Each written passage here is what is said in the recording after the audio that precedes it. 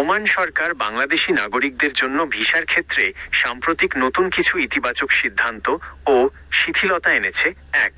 কৃষি শ্রমিকদের ভিসা উন্মুক্ত।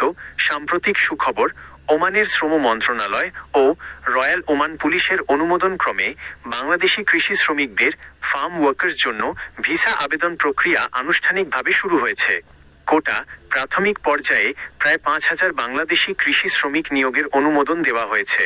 আবেদন প্রক্রিয়া, ওমানি এগ্রিকালচারাল অ্যাসোসিয়েশনের OAA নিবন্ধিত মালিক বা ফার্মের মাধ্যমে নির্ধারিত শর্ত পূরণ করে বাংলাদেশি কর্মীদের ভিসা আবেদন জমা দেওয়া যাচ্ছে। ২. পেশাজীবী ও নির্দিষ্ট ক্যাটাগরিতে ভিসা শিথিলতা। সাধারণ ফ্রি ভিসা বা অদক্ষ শ্রমবাজার সম্পূর্ণ উন্মুক্ত না হলেও বেশ কিছু গুরুত্বপূর্ণ ক্যাটাগরিতে নিষেধাজ্ঞা শিথিল রাখা হয়েছে।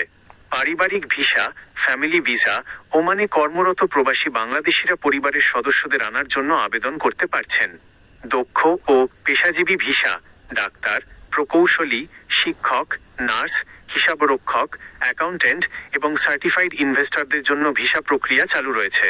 GCC resident visit visa, GCC ভুক্ত অন্যান্য দেশে যেমন UAE, কাতার, সৌদি আরব ইত্যাদি রেসিডেন্স পারমিটধারী প্রবাসীরা ওমানে ভিজিট ভিসায় যেতে পারছেন।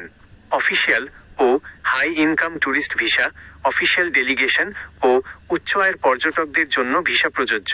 বর্তমান পরিস্থিতি ও পরবর্তী ধাপ, ওমানি কর্তৃপক্ষ এবং বাংলাদেশের পররাষ্ট্র ও শ্রম মন্ত্রণালয়ের মধ্যকার আলোচনা অনুযায়ী বৈধ ও দক্ষ নিয়মতান্ত্রিক কর্মী পাঠানোর ব্যবস্থা সুদৃঢ় করার মাধ্যমে পর্যায়ক্রমে সাধারণ কাজের ভিসাও পুনরায় চালুর বিষয়ে কার্যক্রম অব্যাহত রয়েছে।